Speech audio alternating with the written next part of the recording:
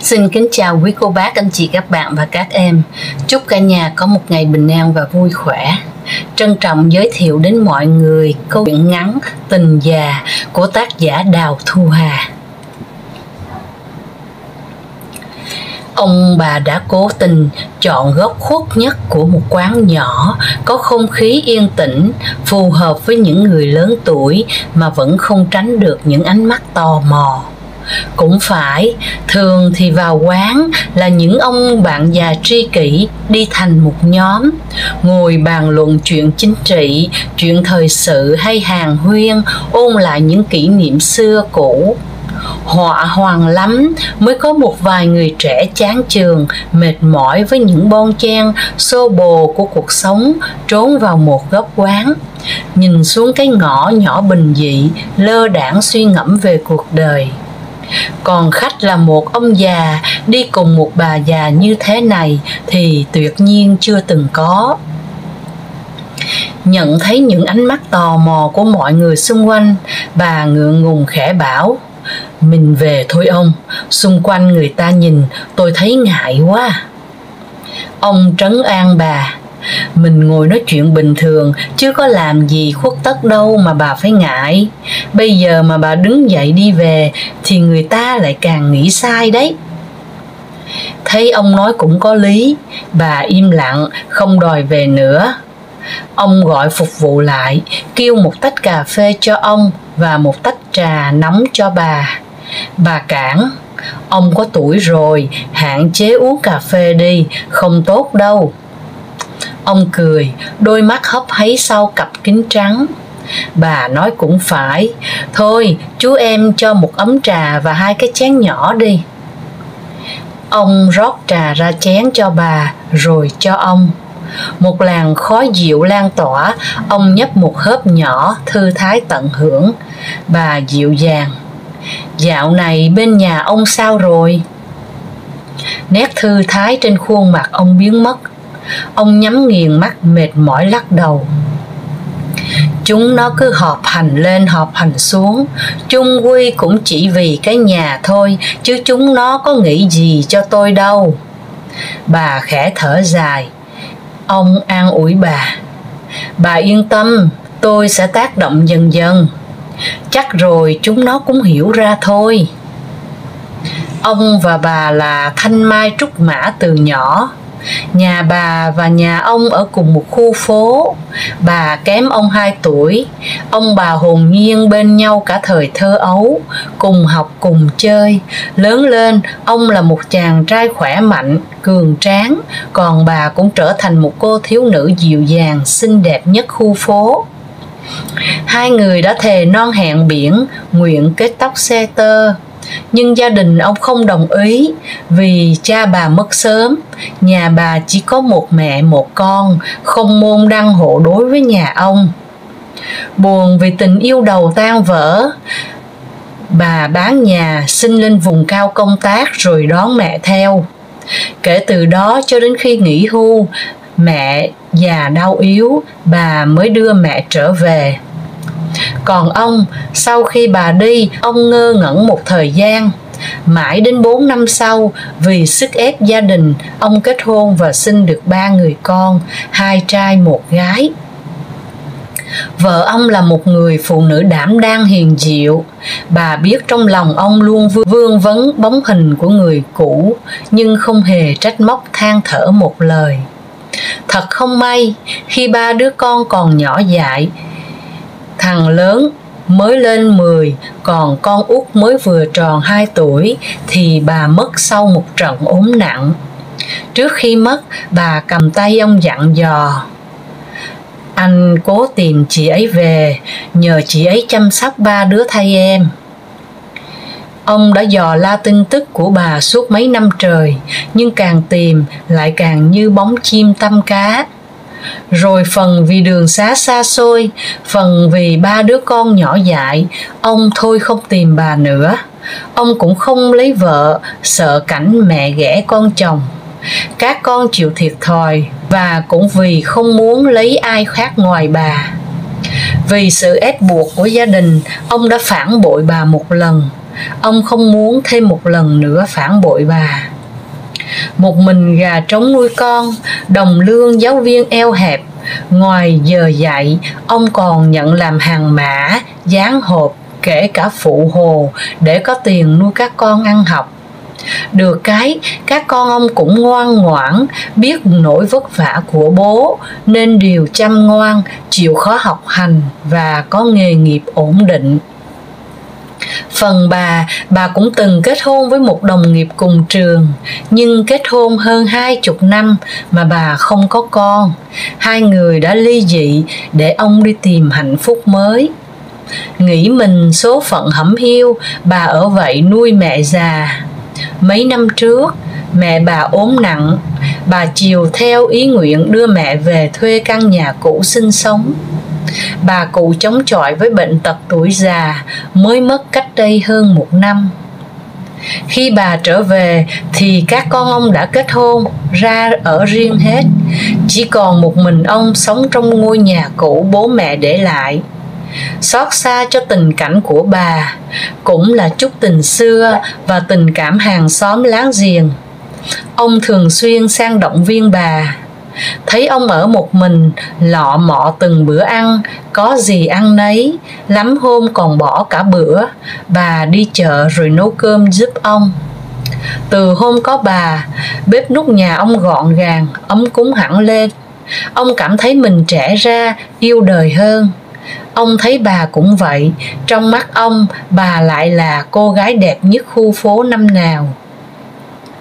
Ông quyết định đưa bà về sống chung, chăm sóc, nương tựa nhau lúc tuổi già. Lúc đầu, nghe ông đề nghị, bà ngượng ngùng lắm. Tôi với ông già rồi, làm vậy hàng phố người ta chê cười, không hay đâu ông ạ. Ông dùng mọi lý lẽ thuyết phục mãi, bà mới xuôi xuôi và đồng ý. Vậy mà ông không ngờ 3 đứa con mà ông đã hy sinh cả tuổi thanh xuân để nuôi nấng, chăm sóc lại ra sức phản đối kịch liệt. Thằng con cả là công an kinh tế thủ thị với bố. Bố già rồi, có cháu nội cháu ngoại hết cả rồi mà còn lấy vợ người ta cười cho. Với lại con còn mặt mũi nào mà nhìn anh em trong cơ quan nữa. Ông cố nén cơn bực bội. Tôi không cần quan tâm người ta nói gì. Chẳng nhẽ tôi hy sinh cả một đời rồi, giờ sống vì mình một lần mà cũng không được sao? Anh con thứ hai là giám đốc một công ty, quen quát tháo nhân viên thì hùng hổ. Tôi đã nói không được là không được. Người ta nói bố già rồi còn trở chứng, chúng con còn mặt mũi nào mà ngẩng lên với nhìn thiên hạ nữa chứ. Tác động với bố không được. Cô con út hiện đang là nhân viên của một ngân hàng lớn, đến nhà bà xỉa xói ầm ĩ cả khu phố. Bà già rồi còn quyến rũ bố tôi, hay bà định nhòm ngó cái nhà của tôi? Đau đớn và nhục nhã, bà ốm gần 1 tháng, bà tránh mặt ông, nhưng ông vẫn kiên trì ở bên cạnh bà chăm sóc bà. Dần dần cơn giận của bà cũng nguôi ngoai, nhưng bà không bao giờ bước chân vào nhà ông nữa. Hai ông bà tìm đến cái quán nhỏ yên tĩnh này để hàn huyên, quan tâm đến nhau, tránh những ánh mắt tò mò soi mói của hàng phố, tránh những khó chịu học hành của con cái. Vậy mà không hiểu sao lũ con ông cũng biết được. Một buổi sáng, khi hai ông bà vừa mới vào quán, còn chưa kịp gọi trà như mọi khi, thì đứa con gái của ông cùng một đám người nữa hùng hổ kéo vào. Nó mắng nhiếc bà trước những tiếng xì xầm bàn tán, trước những ánh mắt tò mò, dò xét của bàn dân thiên hạ. Nào là bà già rồi mà còn đi quyến rũ cha, ông của người khác. Đã vậy sống được bao nhiêu năm rồi còn không cố cho trót. Rằng thì bà là loại người hám tiền, nhòm ngó vào cái nhà của ông chứ có yêu thương gì. Uất ức với lũ con, ông ngã vật xuống không nói được lời nào. Ông ốm nằm viện đúng 1 tháng thì mất, không để lại lời trăn trối nào. Những ngày ông nằm viện, bà nén sự tủi hờn, giận dữ với những đứa con ông để chăm sóc cho ông. Lũ con ông phần vì hiểu được vì quá tức giận với chúng mà đổ bệnh, phần vì vợ bận công việc không chăm sóc ông chu đáo được nên cũng không dám phản đối gì nữa. Ngày ông mất, ông cũng không nhìn đến mặt con mà chỉ cầm tay bà ứa nước mắt. Ông mất mà mắt vẫn mở trừng trừng, không có cách nào vuốt xuống được. Mãi đến khi ba đứa con ông phải xin lỗi bà, hứa với ông sẽ thay ông chăm sóc bà trong những ngày tuổi già, thì ông mới thanh thản nhắm mắt. Ông mất đúng được 100 ngày thì bà cũng theo ông. Tối hôm trước, bà sang nhà thắp nhang cho ông rồi thanh thản ra đi trong giấc ngủ. Hàng phố biết chuyện chép miệng: ông ấy đưa bà ấy đi theo đấy. Thôi cũng coi như ông bà cuối cùng cũng được đoàn tụ. Bà không con, cũng không còn họ hàng thân thích. Lũ con ông giữ lời hứa với bố, đứng ra tổ chức ma chay chu đáo cho bà và xin được bốc bát hương của bà về thờ cùng bố mẹ chúng. Trong khói hương bản lãng, khuôn mặt ông và bà, cả mẹ chúng trong tấm di ảnh khẽ mỉm cười.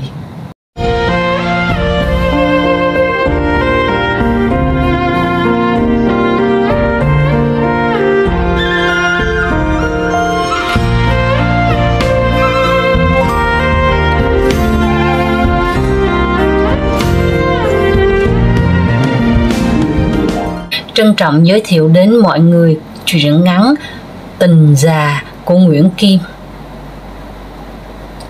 Đang chăm chú vót những nang trúc nhỏ để đương sửa lại mấy cái lờ, nghe đợt gió lồng lộng thổi xạt xào mái lá, cây mít bên hè rung rẩy tuôn ào mớ lá khô. Ông ba ngừng tay ngó ra, chợt thoáng thấy tàu dừa khô nhà bên lìa bẹ rơi xuống và tiếng người kêu thảng thốt: trời ơi! Ông nhanh chân vẹt rào bông bụp chạy ngay đến. Bà Sáu hàng xóm đang ngồi bệt dưới đất, tay vịn vai, tay ôm đầu vẻ như đau đớn. Kéo tàu dừa sang bên, ông ba tặc lưỡi nhíu mày: dòng gió mà bà ra vườn chi cho bị vậy? Đâu để tôi coi. Ấn nhẹ vào vai thấy bà nhăn mặt, ông ba rờ trán xem xét rồi trấn an: không sao, xây xước nhẹ thôi, để tôi về lấy dầu nóng với thuốc nhỏ mắt. Ngó ông bươn bả đi, bà Sáu hơi ngượng ngùng lẫn chút an ủi khi có người lo lắng cho mình. Già cả hết rồi, chắc không ai nghĩ gì đâu. Linh, con gái bà hốt hoảng ra đỡ mẹ đứng lên. Má thử bước coi sao. Má thử vài bước coi xa có sao không. Củi đuốc chất đầy bếp, má quơ chi nữa, may mà không trúng đầu, trái dừa khô rụng. Ông ba vừa tới nghe được câu sau, tưng hửng buông bông đùa: dừa khô trúng hả? Dừa khô rụng trúng hả? Chắc tao chết theo quá. Con tin không lành. Nhìn con gái che miệng cười hưởng ứng, bà Sáu giận lẫy quay mặt: ăn nói vậy mà mày còn cười hả? Tao vô đây. Biết bà hàng xóm tánh nghiêm, ông ba giả lả: thôi cho tôi xin lỗi, giờ bà phải xức dầu chỗ vai, tối trời lạnh bớt đau nhức. Nhớ nhỏ vài giọt thuốc mắt, hỏng thôi sốn lắm á. Lành nhận mấy chai thuốc, lý nhí cảm ơn. Ông già hàng xóm lắc đầu, chân dợm bước, nói mà không nhìn lại: thoa dầu cho tới hết đau mới hết thoa nha. Thôi tôi về lo cơm nước đây. Lỡ nó giỡn chút xíu mà má cháu giận bác thiệt đó Lành. Đợi ông đi khuất, bà Sáu vịnh tay con vô nhà, bâng quơ dặn nhỏ: chúc con nấu canh chua khóm cá lóc, múc qua cho ổng một tô nghe. Ông ba tuổi ngoài 70, tánh thật thà tốt bụng với mọi người. Vợ mất cùng đứa con gái đầu lòng 14 tuổi trong tai nạn chìm đò ngoài sông Cái, cách nay 18 năm. Ông ở vậy bận bịu lo toan vườn ruộng, thương yêu nuôi dưỡng đứa con trai lúc ấy vừa 8 tuổi. Mấy năm trước, trong đợt tuyển quân, nó xin phép ông tình nguyện thi hành nghĩa vụ quân sự như các bạn cùng lứa tuổi. Ông mừng vì con biết ý thức bổn phận thanh niên, góp phần xây dựng bảo vệ đất nước. cũng như thế hệ ông ngày xưa tiếp nối nhau lên đường đánh giặc, trưởng thành trong gian khổ mà hào hùng. Hoàn thành nghĩa vụ, con trai ông học tiếp khóa trung cấp cơ khí trên tỉnh, ra trường và làm việc trên đó luôn. Cuối tuần nào nó cũng về ân cần hỏi thăm sức khỏe cha. Mới đây, khi nghe tin con trai có tình ý khăng khít với một cô dạy mẫu giáo trường xã, ông tìm hiểu và định sắp tới sẽ chính thức đưa con ra mắt gia đình xuôi gia tương lai. Nhớ chuyện năm rồi làm giấy tờ đất đai, thằng Tín con ông có về coi bên địa chính đo đạc. Chỗ giáp nhà bà Sáu có cây me già làm ranh từ mấy chục năm trước. Ông bàn với con ít câu, hiểu ý cha, Tín bảo đo nhường cây me cho bà Sáu, đóng cọc lùi vô mấy tấc.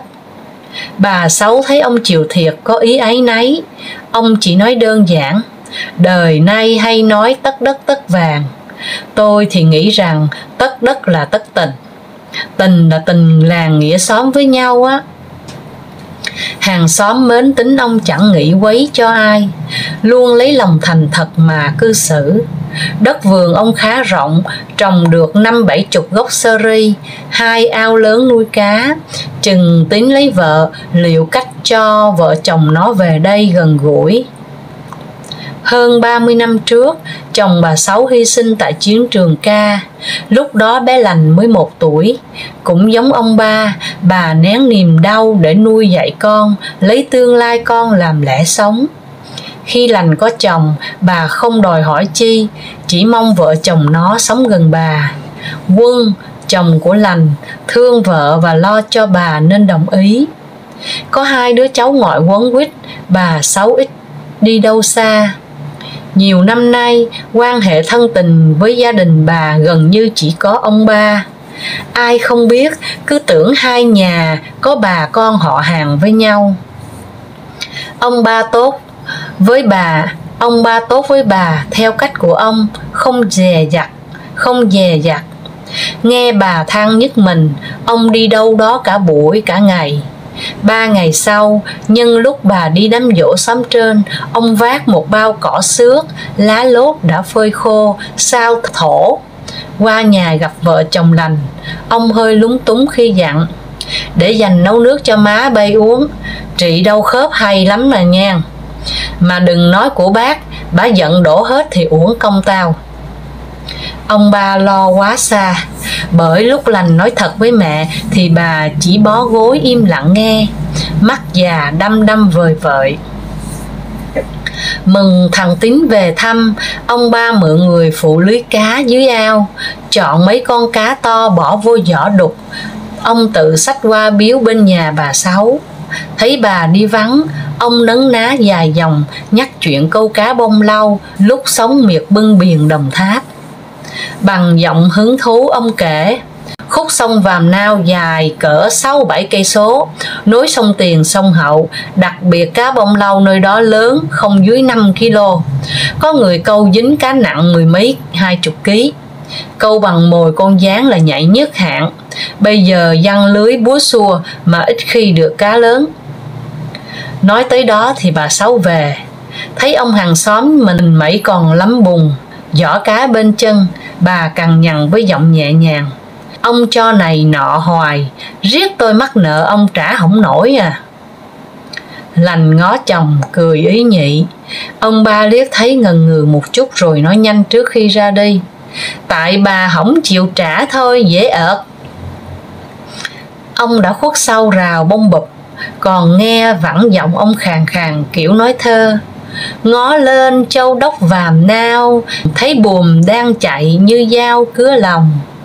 Bà Sáu lắc đầu nhận xét chung chung: bây coi đó, già cả rồi mà trật trờ, nói năng chẳng ý tứ gì.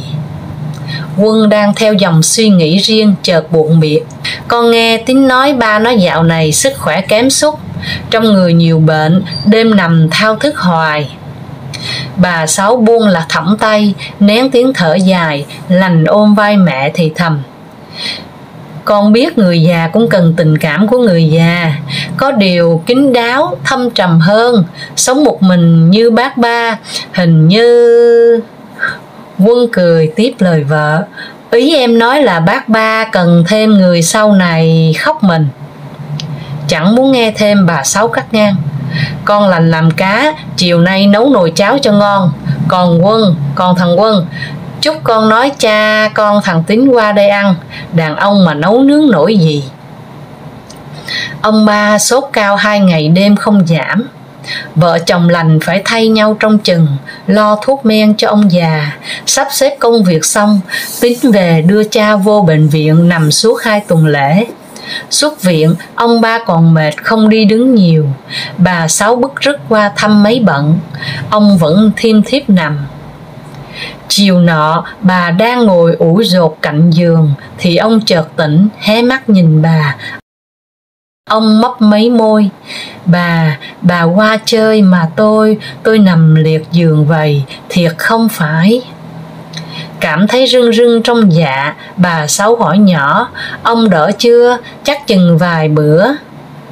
Không, trước kia còn sức, nó còn lấn lướt được, còn lần này tôi liệu bệnh tật, không bao lâu đâu, chắc khó qua được cái Tết này quá bà ơi. Nghe lời nói rầu rĩ như trăng trối, bất giác khóe mắt bà Sáu ương ướt. Nghiêng đầu bên gối nhìn cho rõ, ông ba mệt nhọc thì thào: bà khóc cho tôi sao? Chẳng còn dằn lòng được, bà Sáu ôm mặt nghẹn ngào: tôi khóc trước đây ông ơi.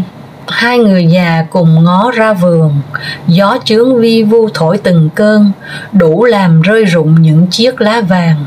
Chiều buông lặng lẽ. Xin chân thành cảm ơn mọi người đã lắng nghe.